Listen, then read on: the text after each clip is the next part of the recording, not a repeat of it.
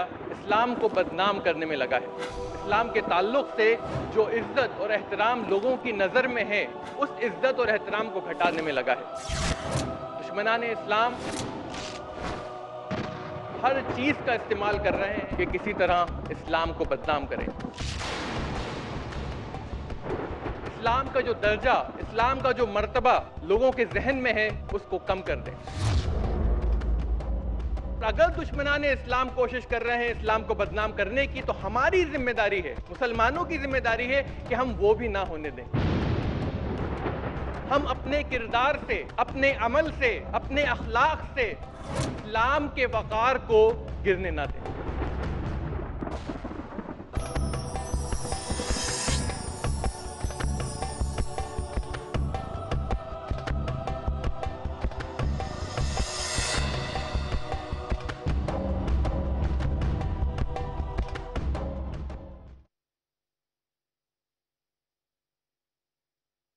मैं अपने मुकर्रिर को दावत दूंगा।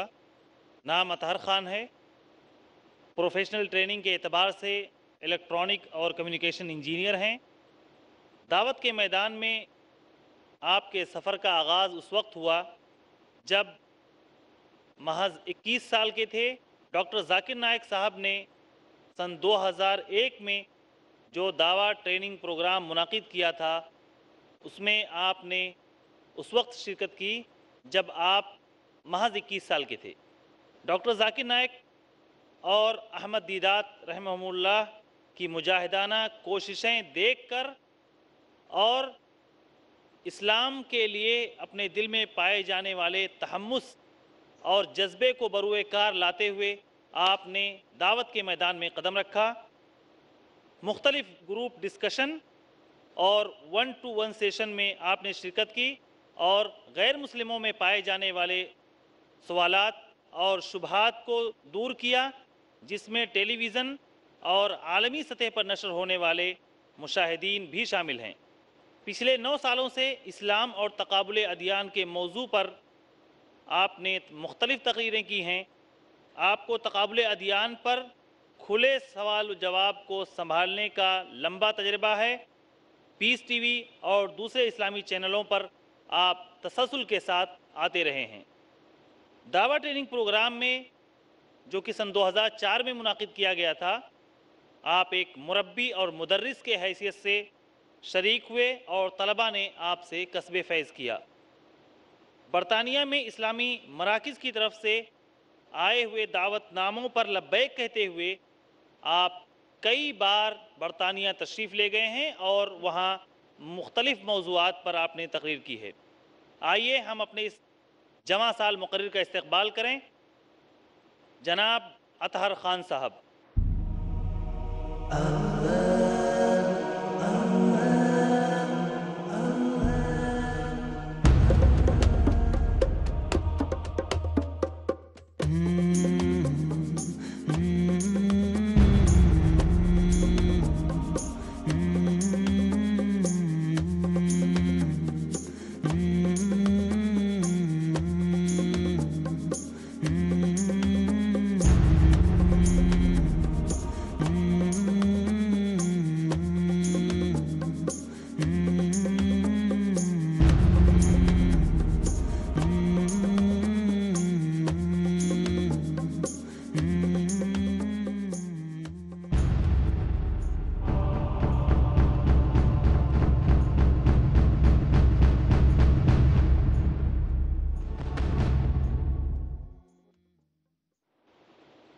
आपका जो मौजू है वो वक्त की पुकार है, वक्त की तलब है और अपने आप में एक ऐसा मौजू है जिस पे बहुत कम तकरीरें होती हैं। हालांकि वक्त का सुलगता हुआ मौजू है और जिसकी ज़रूरत हर आदमी अपने आप में महसूस करता है, लेकिन कुछ तशरीह नहीं कर पाता, उसको बयान नहीं कर पाता। आपका मौजू है इस्लाम के वक़ार को गिरने ना दें। मैं पूरे एहतराम के साथ अतहर ख़ान साहब से गुजारिश करता हूँ कि आप ही अपने मौजू पर रोशनी डालें। अल्हम्दुलिल्लाह वस्सलातु वस्सलाम अला रसूलिल्लाह व अला आलिहि व अस्हाबिहि अजमईन, अम्मा बाद। औज़ु बिल्लाहि मिनश शैतानिर रजीम, بسم اللہ الرحمن الرحیم ومن احسن قولا ممن دعا الی اللہ وعمل صالحا وقال اننی من المسلمین۔ بسم اللہ الرحمن الرحیم رب اشرح لی صدری ویسر لی امری واحلل عقدۃ من لسانی یفقہوا قولی۔ صدر محترم جناب عبدالباسط صاحب، میرے محترم بزرگوں اور میرے عزیز بھائیوں اور بہنوں، میں آپ سب کا اسلامی طریقے سے اس محفل میں خیر مقدم کرتا ہوں۔ السلام علیکم ورحمۃ اللہ وبرکاتہ۔ اللہ تعالیٰ کی طرف سے امن و سلامتی و رحمت آپ سب پر ہو۔ آج کی تقریر کا جو موضوع ہے وہ ہے اسلام کے وقار کو گرنے نہ دیں۔ وقار کہتے ہیں درجے کو، مرتبے کو، سٹیٹس کو، عزت کو، اس کے احترام کو، اور اس وقار کو، اسلام کے وقار کو جب اللہ سبحانہ و تعالیٰ نے 1400 سال پہلے نبی اکرم صلی اللہ علیہ وسلم پر نازل فرمایا اسلام، تب سے صحابہ رضی اللہ تعالیٰ عنہ نے اسلام کے وقار کو برقرار رکھا۔ انہوں نے اپنی پوری کوشش کی کہ وہ اسلام کے وقار کو برقرار رکھیں۔ لیکن آج کا جو دور ہے، اس دور میں ہم دیکھتے ہیں کہ میڈیا اسلام کو بدنام کرنے میں لگا ہے۔ دشمنان اسلام ہر چیز کا استعمال کر رہے ہیں کہ کسی طرح اسلام کو بدنام کریں، اسلام کا نام خراب کریں، اسلام کے وقار کو گرا دیں۔ جو عزت اور احترام لوگوں کی نظر میں ہے اسلام کے تعلق سے، اس عزت اور احترام کو گھٹا دیں۔ اسلام کا جو درجہ، اسلام کا جو مرتبہ لوگوں کے ذہن میں ہے، اس کو کم کر دیں۔ تو یہ ساری کوششیں دشمنان اسلام کر رہے ہیں۔ لیکن میرا جو موضوع ہے اور جن سے میں مخاطب ہوں وہ یہ دشمنان اسلام نہیں ہے۔ میں مخاطب ہوں مسلمانوں سے۔ میری جو التجا، میری جو درخواست یہ دشمنان اسلام سے نہیں ہے بلکہ مسلمانوں سے ہے کہ اسلام کے وقار کو گرنے نہ دیں۔ ہم اپنے کردار سے، اپنے عمل سے، اپنے اخلاق سے کہیں ایسا نہ کر دیں کہ لوگوں کے ذہن میں، لوگوں کے دماغ میں جو اسلام کا رتبہ ہے، جو مرتبہ ہے، جو عزت اور احترام ہے، وہ کم نہ ہو جائے۔ تو میں آج کی تقریر میں مخاطب ہوں مسلمانوں سے، اور اگر دشمنان اسلام کوشش کر رہے ہیں اسلام کو بدنام کرنے کی، تو ہماری ذمہ داری ہے، مسلمانوں کی ذمہ داری ہے کہ ہم وہ بھی نہ ہونے دیں۔ اگر وہ 10 گنا کوشش کر رہے ہیں تو ہمیں 100 گنا کوشش کرنا چاہیے۔ اسلام کی جو امیج ہے، اس کی جو شبیہ ہے، وہ ہم کو بگڑنے سے بچانا چاہیے۔ سب سے پہلا اور اہم جو سبب ہے جس کی وجہ سے سب سے زیادہ اسلام کا وقار گر سکتا ہے، وہ ہے اللہ کے سوا کسی اور کی بندگی کرنا، اللہ کے سوا کسی اور کی عبادت کرنا، اللہ کے سوا کسی اور کے آگے اپنا سر جھکانا، اپنا ماتھا ٹیکنا اور عبادت کرنا۔ شرک اسلام میں سب سے بڑا گناہ ہے۔ اللہ تعالیٰ فرماتا ہے سورہ نساء سورہ نمبر 4 آیت نمبر 116 اور 48 میں کہ اللہ سبحانہ و تعالیٰ کوئی بھی گناہ معاف کر دے گا۔ اللہ سبحانہ و تعالیٰ کوئی بھی گناہ معاف کر دے گا جو وہ چاہے گا، لیکن شرک اللہ سبحانہ و تعالیٰ کبھی معاف نہیں کرے گا۔ اگر کسی شخص کا خاتمہ شرک پر ہو جائے، بنا توبہ کیے، وہ زندگی بھر شرک کرتا رہا اور آخر میں بھی اس کو توبہ نصیب نہیں ہوئی اور وہ آخرت میں پہنچا، روز جزا کے دن اللہ کے سامنے پہنچا، تو اللہ سبحانہ و تعالیٰ اس آیت میں کہہ رہے ہیں کہ میں شرک کبھی معاف نہیں کروں گا۔ کوئی اور گناہ اگر اللہ چاہے گا تو معاف کر دے گا، لیکن اللہ نے وعدہ کیا ہے کہ میں شرک کبھی معاف نہیں کروں گا۔ اور اگر ہم اسلام کی تاریخ اٹھا کے دیکھیں تو ہمیں پتہ چلے گا، جب 13 سال کی مشقت بھری زندگی، 13 سال کی مشقت بھری زندگی جو نبی اکرم صلی اللہ علیہ وسلم اور صحابہ کرام نے گزاری، اس زندگی میں کیا کیا دشواریاں نہیں آئیں، کیا کیا مشکلیں پیش نہیں آئیں۔ آپ بلال رضی اللہ عنہ کی مثال لے لیں۔ آپ کو تپتی دھوپ میں ریگستان میں لیٹا دیا گیا، آپ کے اوپر ایک बड़ा पत्थर रख दिया गया सीने के ऊपर और कहा गया बिलाल रजी अल्लाह ताला अन से कि कहो कि तुम अल्लात और अल-उज़्ज़ा को खुदा मानते हो और अल्लाह एक नहीं है, कह दो ये। लेकिन बिलाल रजी अल्लाह ताला अन के मुंह से सिर्फ एक ही लफ्ज निकला, अहद अहद अहदुन अहदुन। उन्होंने इस्लाम के वकार को गिरने नहीं दिया, हालांकि इजाजत थी मुसलमानों के लिए कि अगर जान का खतरा हो तो वो शिर्क भी कर सकते थे, लेकिन सहाबा कराम ने ऐसा भी नहीं किया।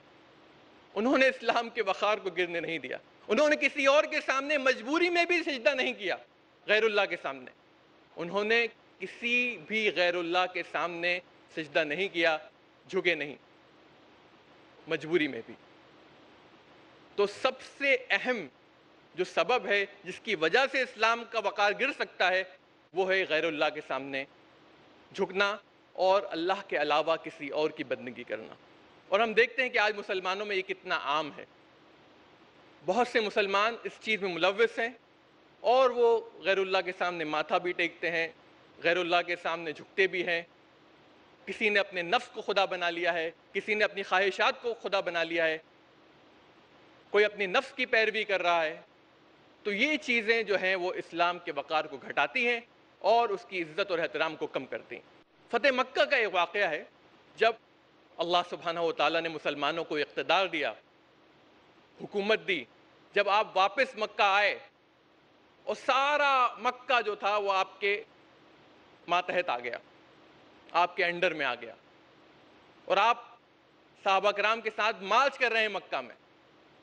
तो साद इब्न उबादा रज़ियल्लाहु अन्हु के हाथ में झंडा था और वो झंडा लेके जैसे ही अबू सुफियान के सामने से निकले, साद बिन उबादा जब अबू सुफियान के सामने से निकले तो उन्होंने कहा अल यौमा यौमुल मलहमा।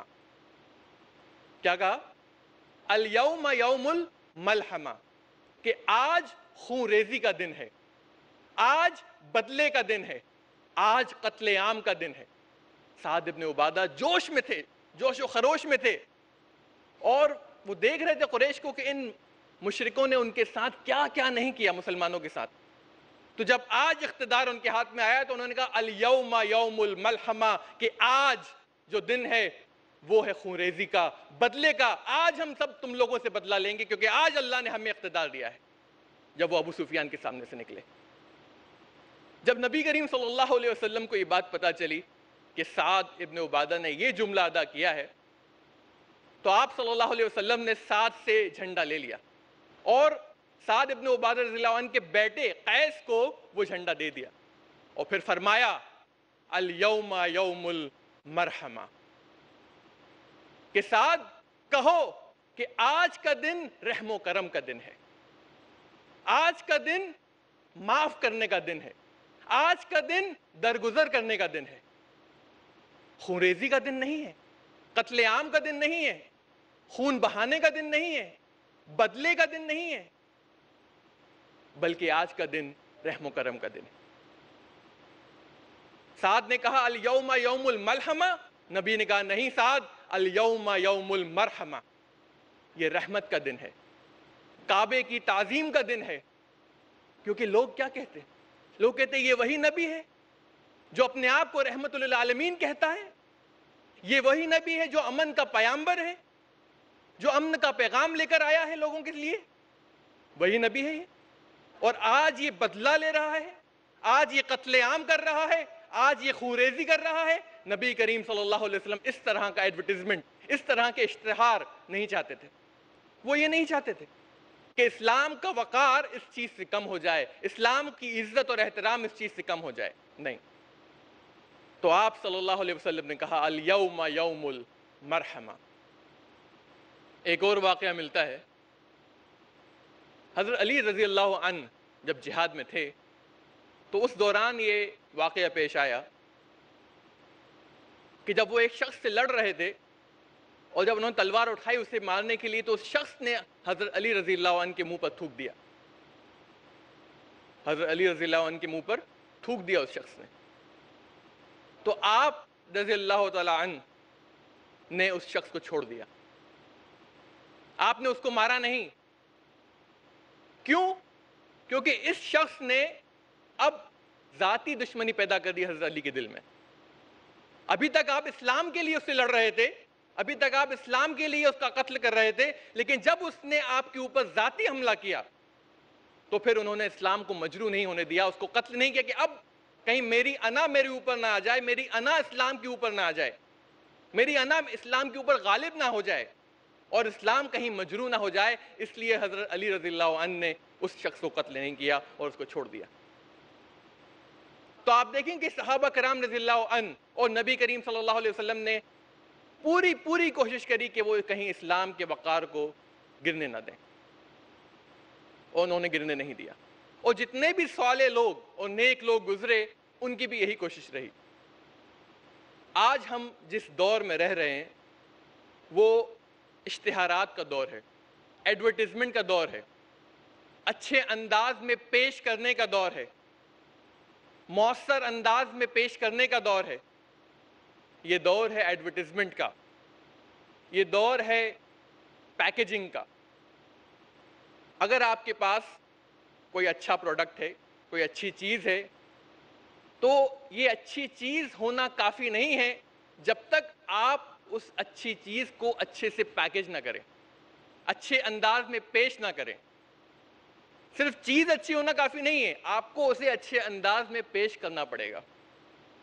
اور صرف اچھے انداز میں پیش کرنا کافی نہیں ہے بلکہ آپ کو اس کے لیے ایک اچھا ایڈورٹیزمنٹ کرنا پڑے گا, ایک اچھا اشتہار کرنا پڑے گا.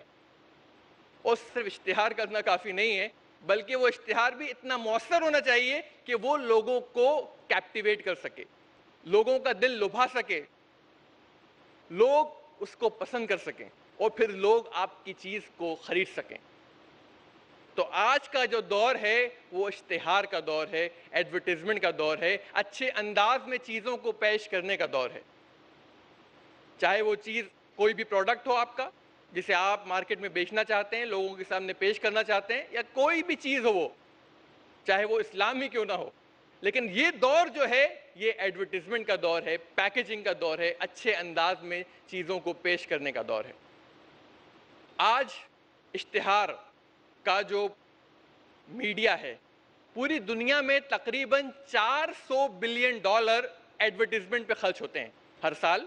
پوری دنیا میں $400 بلین صرف اشتہارات کے اوپر خرچ ہوتے ہیں, ایڈورٹیزمنٹ کے اوپر, کہ آپ اپنے پروڈکٹ کو, اپنی چیز کو کس طرح پیش کریں گے, اس کے اوپر $400 بلین خرچ ہوتے ہیں. امریکہ میں ایڈورٹیزمنٹ جو انڈسٹری ہے, اشتہارات کی جو انڈسٹری ہے, وہ 9ویں نمبر پر ہے, 9th سب سے اوپر پوری اسٹیٹ کی, پھر سروسز, پھر باقی جو ایجنسیز ہیں, انڈسٹریز ہیں, 9ویں نمبر پر آتی ہے اشتہارات کی. اتنا بڑا گروپ ہے یہ. اور امریکہ میں ایک بہت ہی مشہور کھیل ہے امریکن فٹ بال, اور ابھی بھی ریسنٹلی ہوا ہے وہ. امریکن فٹ بال کے بیچ میں یا اس کے دوران اگر آپ کو اپنا 30 سیکنڈ کا ایڈ دینا ہے, تقریباً 30 سیکنڈ کا اگر آپ کو اپنا اشتہار اس دوران دینا ہے تو $3 ملین خرچ کرنا پڑیں گے. آپ کتنے؟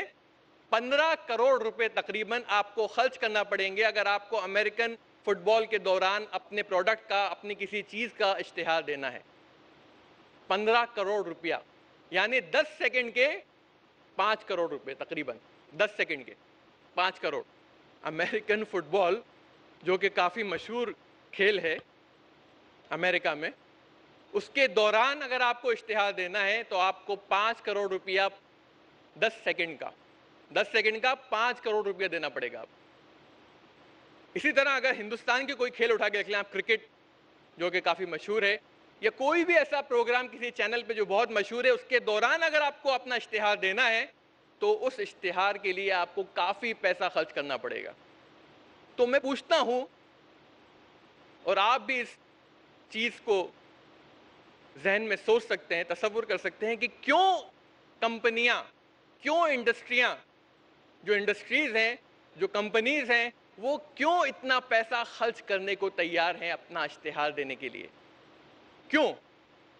کیونکہ جب وہ اشتہار دیتے ہیں اس کا جو اثر ہوتا ہے لوگوں کے ذہن پہ, اس سے وہ بہت فائدہ اٹھاتے ہیں. تو یہ اشتہار کا جو دور ہے یہ آج کا دور ہے ایڈورٹیزمنٹ کا. مثال کے طور پر کوک اور پیپسی کا ایگزامپل لیں آپ. کوک اور پیپسی کو بنانے کے لیے صرف 16 سینٹ خرچ ہوتے ہیں. اس کی کین اور اس کے اندر کا جو مواد ہے اس چیز کو بنانے کے لیے صرف 16 سینٹ خرچ ہوتے ہیں. امریکہ کی بات کر رہا ہوں میں.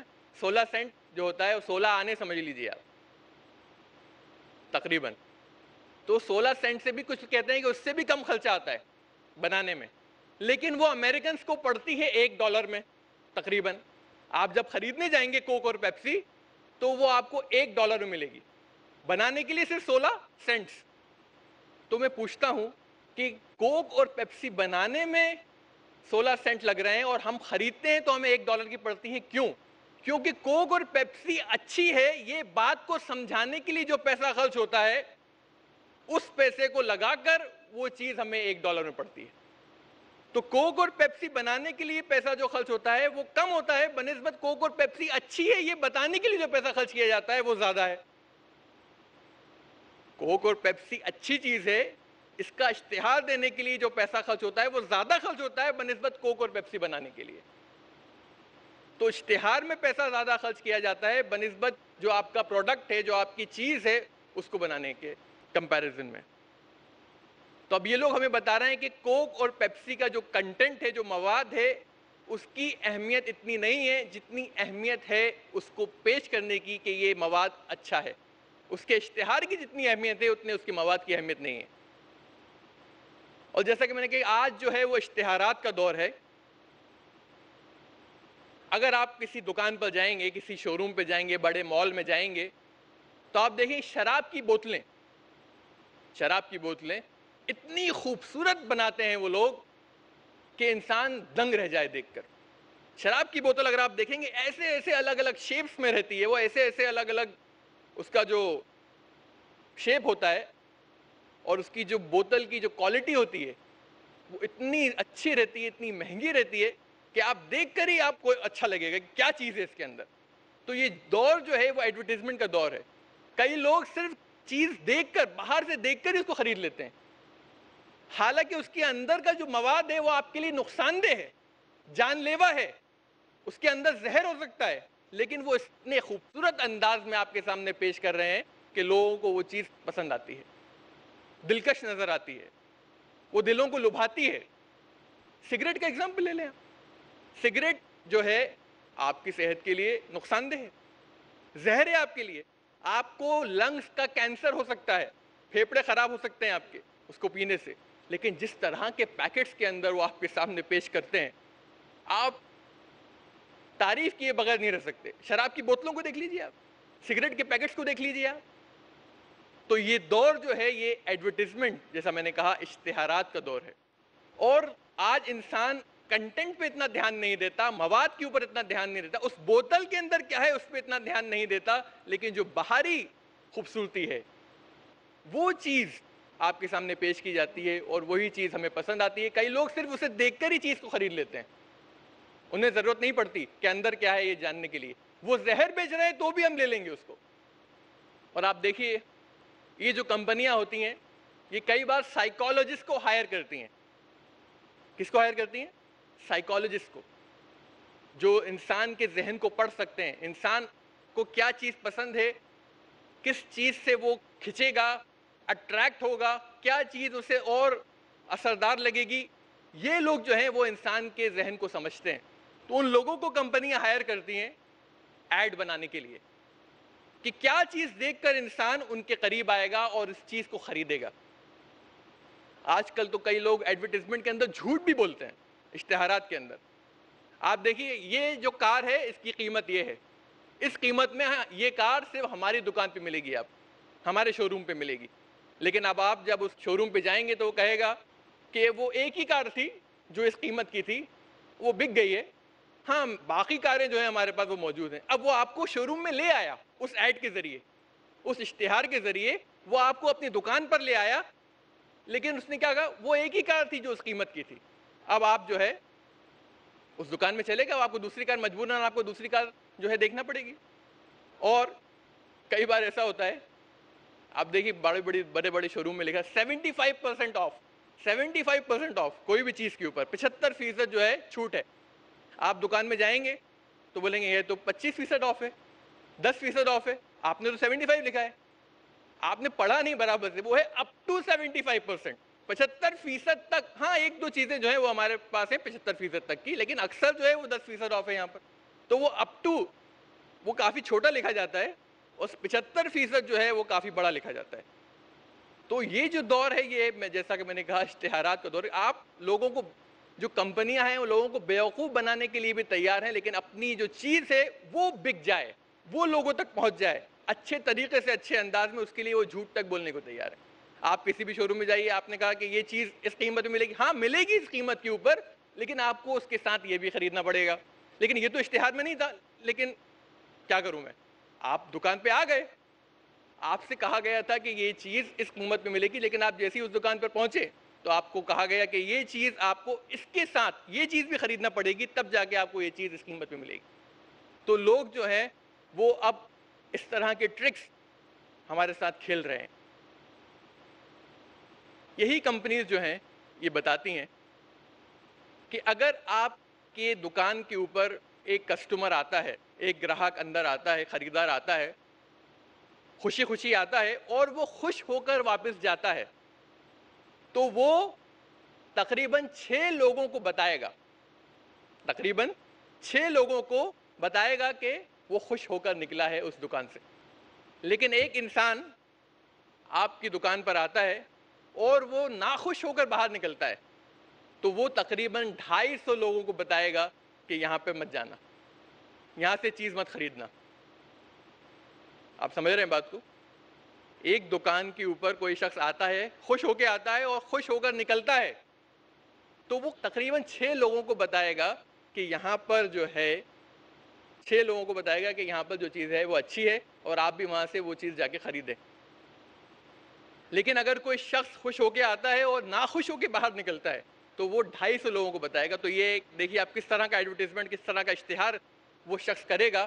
تو اس لیے کمپنی جو ہے وہ چاہتی ہے کہ جو بھی گراہک، جو بھی خریدار اندر آئے ہماری دکان پہ، ہمارے مال پہ، ہمارے شو روم پر، وہ خوش ہو کر ہی باہر نکلے، ورنہ یہ بہت برا اشتہار ہوگا. 250 لوگوں کو وہ تقریباً بتائے گا کہ وہاں سے چیز مت خریدنا، اس دکان پہ مت جانا، اس شو روم پہ مت جانا، اس مال میں مت جانا، اگر وہ ناخوش ہو کر باہر نکلا تو. تو اس لیے وہ لوگ پوری کوشش کرتے ہیں کہ کسٹمر جو ہے، گراہک جو ہے، وہ خوش رہے اور خوش ہو کر باہر نکلے. نبی اکرم صلی اللہ علیہ وسلم کو اشتہار کی اہمیت پتہ تھی. آپ صلی اللہ علیہ وسلم کو پتا تھا کہ ایڈورٹیزمنٹ کا اثر کتنا ہوتا ہے انسانوں کے اوپر. آپ صلی اللہ علیہ وسلم کو پتا تھا کہ اسلام کی امیج جو ہے، اسلام کی شبیہ جو ہے، اس کو کیسے بچایا جا سکتا ہے بگڑنے سے. آپ صلی اللہ علیہ وسلم کو پتا تھا کہ اسلام کو اگر ہم نے مؤثر انداز میں پیش نہیں کیا تو اس کے کیا کیا نقصانات ہو سکتے ہیں. آپ صلی اللہ علیہ وسلم کو ایڈورٹیزمنٹ کی اہمیت کا اندازہ تھا.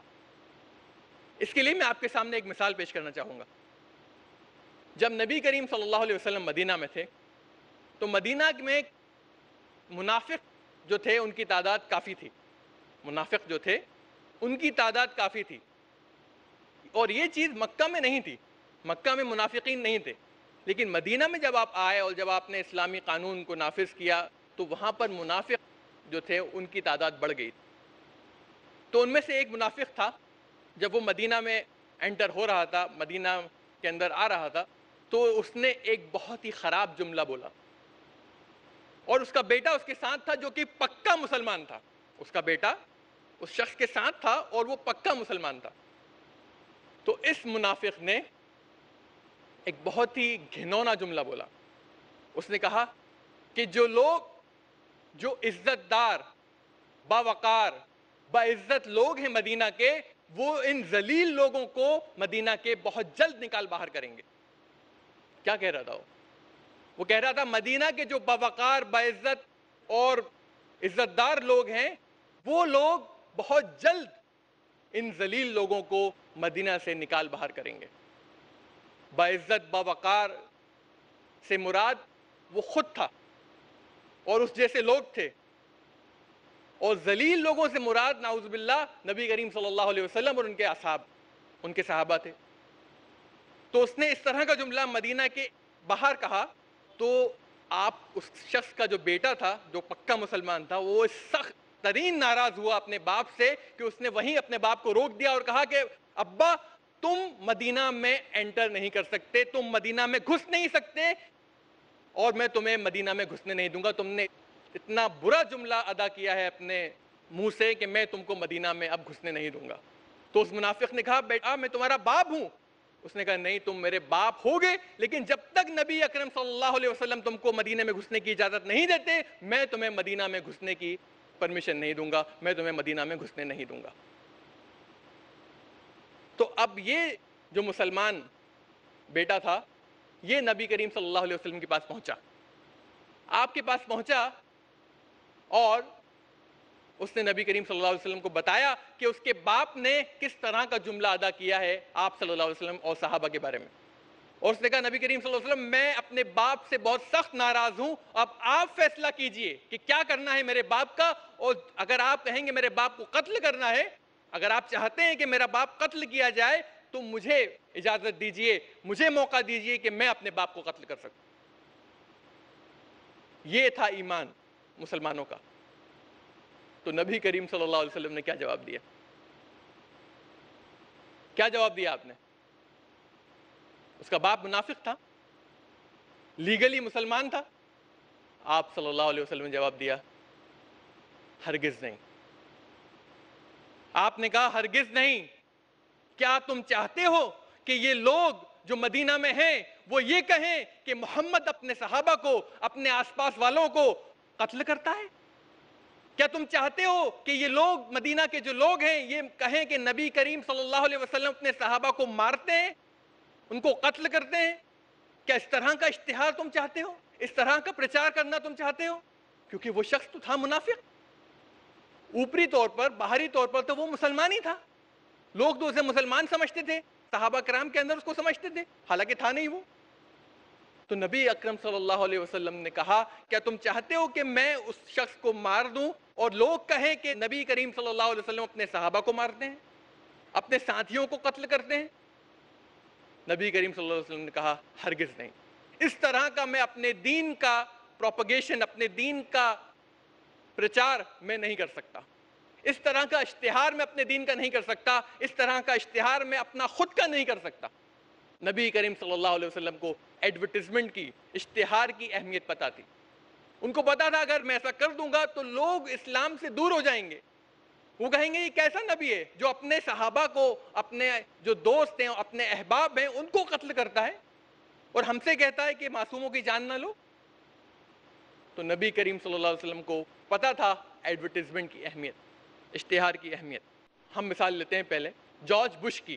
جارج بش جب امریکہ کا پریسیڈنٹ تھا اور جب اس نے افغانستان اور عراق پر حملہ کیا تو اس نے CNN کے اوپر آ کر بولا اور صاف طور پر یہ بیان کیا، اس نے CNN پہ آ کر یہ بیان کیا اور کہا کہ انگریزی میں اس نے کہا کہ God told me to go to Afghanistan and Iraq۔ کیا کہا اس نے؟ اس نے کہا کہ خدا نے مجھ سے کہا ہے کہ افغانستان پہ جا کر حملہ کرو، خدا نے مجھ سے کہا ہے کہ عراق پہ جا کر حملہ کرو۔ آپ دیکھ رہے ہیں اس کا سٹیٹمنٹ، اس کا جملہ۔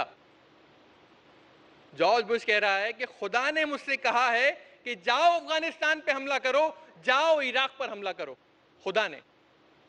اس وجہ سے کئی عیسائی جو تھے وہ ایتھیسٹ ہو گئے۔ کیا ہو گئے؟ ملحد، دہری ہو گئے۔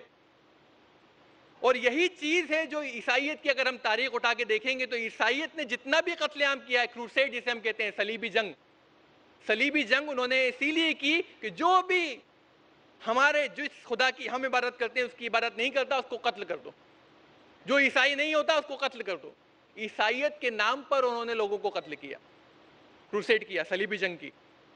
اور اسی وجہ سے کئی عیسائی جو تھے وہ عیسائیت سے نفرت کرنے لگے، ان کے دلوں میں عیسائیت کی نفرت بیٹھ گئی۔ کیا بیٹھ گئی؟ نفرت۔ اور وہ لوگ دہریے ہو گئے، ایتھیسٹ ہو گئے۔ آج عیسائیت کے خلاف جتنی بھی کتابیں موجود ہیں عیسائیت کے خلاف، اکثر دہریوں نے لکھی ہیں جو پہلے عیسائی تھے. کس نے لکھی ہیں؟ ایتھیسٹ،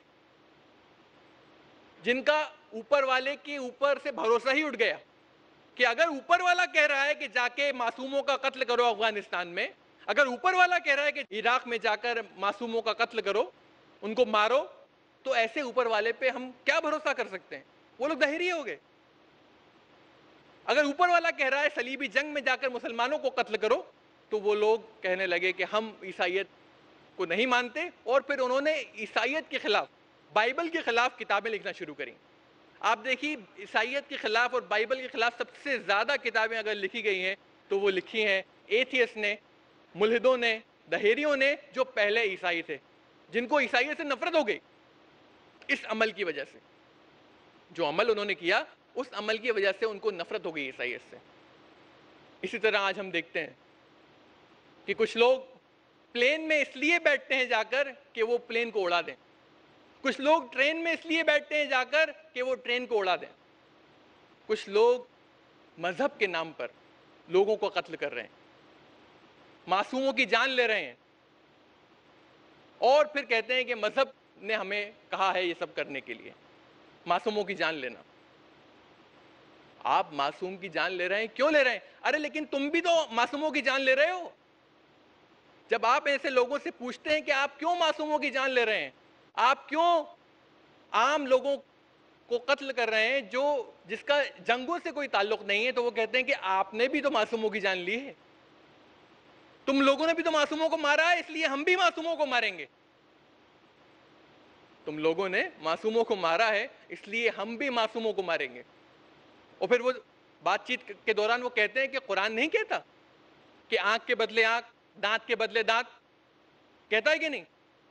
لیکن وہ لوگ بھول جاتے ہیں کہ قرآن کہتا ہے آنکھ، معصوم آنکھ کے بدلے اس شخص کی آنکھ جس نے آنکھ کو پھوڑا.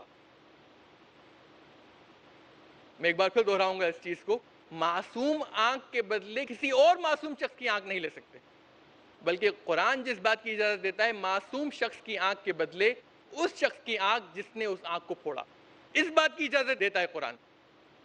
لیکن آپ کسی معصوم شخص کی آنکھ کے بدلے کسی اور معصوم شخص کی آنکھ نہیں لے سکتے، اس بات کی قرآن اجازت نہیں دیتا.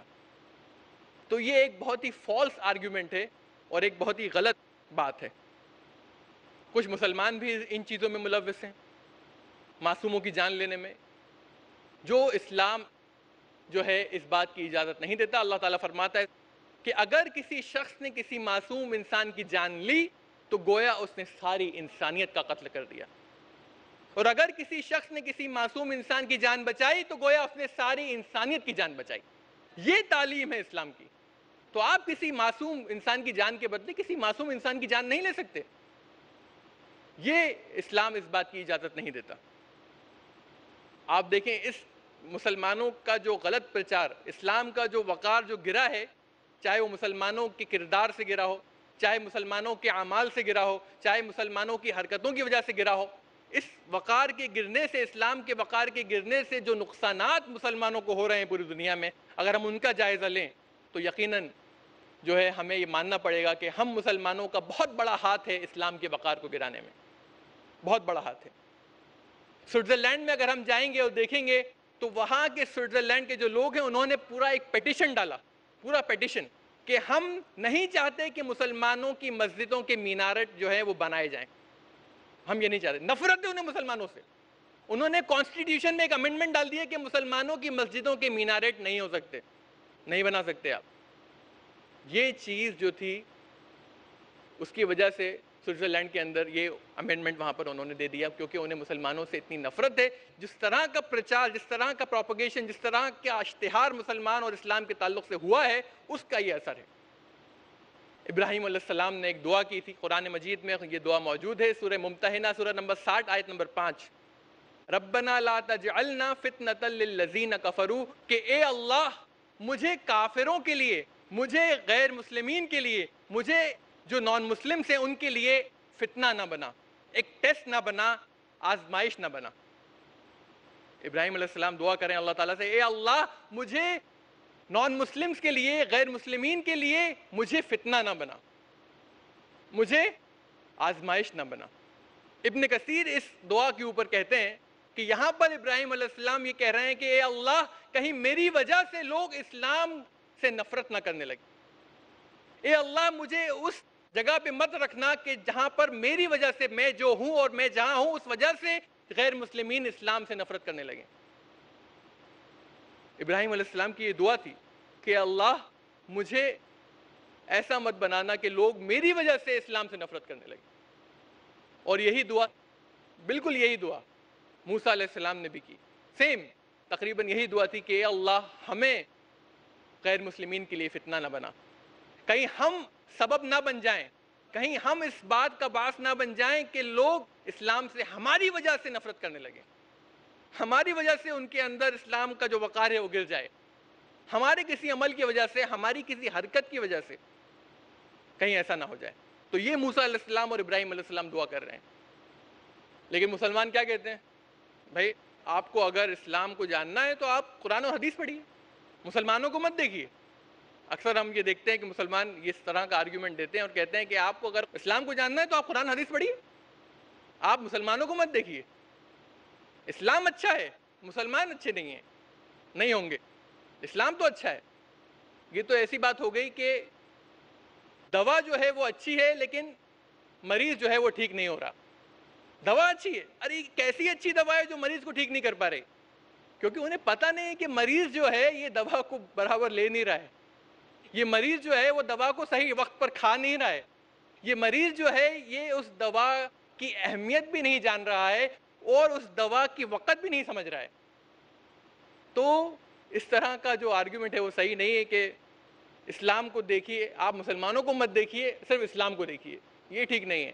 تو اگر اسلام اچھا ہے تو وہ اپنے لوگوں کے لیے کچھ اچھا ہونا چاہیے، لوگوں کے اندر وہ فرق آنا چاہیے اس کی وجہ سے، اور جو ہم مسلمانوں میں درکنار ہے ہونا چاہیے، اور وہ امپروومنٹ، وہ سدھار ہمارے اندر آنا چاہیے۔ اسلام ایک خوبصورت مذہب ہے، ایک بہت ہی حسین مذہب ہے، ایک بہت ہی بہترین مذہب ہے، لیکن ہمیں اس کا اشتہار بھی اسی بہترین ڈھنگ سے کرنا پڑے گا، ہمیں اس اسلام کا پرچار بھی اسی بہترین ڈھنگ سے پیش کرنا پڑے گا، ہمیں اسلام کو پیش بھی مؤثر انداز میں کرنا پڑے گا۔ اور ہر بار ایسا نہیں ہوتا کہ ہماری وجہ سے لوگ اسلام سے نفرت کرنے لگیں، یا ہماری وجہ سے لوگ اسلام کا جو وقار ان کی ذہن میں تھا، ان کی نظر میں تھا، وہ گر جائے، یا اسلام کی جو پوزیشن تھی، جو سٹیٹس تھا، جو مرتبہ تھا، جو درجہ تھا، وہ کم ہو جائے۔ ہر بار ایسا نہیں ہوتا، کئی بار ہمارے کردار کی وجہ سے لوگ اسلام کے قریب بھی آتے ہیں۔ لیکن اگر ہم اپنے کیریکٹر سے، اپنے کردار سے کم ہم اتنی کوشش کریں کہ ہم اپنے کیریکٹر اور کردار سے اس کے وقار کو نہ گرنے دیں، اس کا جو مرتبہ، جو درجہ، جو عزت اور احترام جو لوگوں کے ذہن میں کم سے کم وہ ہماری وجہ سے کم نہ ہو جائے، یہ خیال رکھیں ہم۔ اگر ہم اس بات کا خیال رکھیں گے تو انشاءاللہ اسلام کے بارے میں جو غلط فہمیاں ہیں، اسلام کے بارے میں جو غلط پرچار ہو رہا ہے، جو پروپیگنڈا ہو رہا ہے، وہ انشاءاللہ اس سے کافی کچھ ہوگا کہ کم سے کم ہم مسلمان اس بات کے ذمہ دار نہیں ہوں گے کہ اسلام ہماری وجہ سے لوگ اسلام سے نفرت کرنے لگے، ہماری وجہ سے لوگ اسلام سے پھر گئے یا مرتد ہو گئے، یا اسلام کو لوگوں نے چھوڑ دیا ہماری وجہ سے۔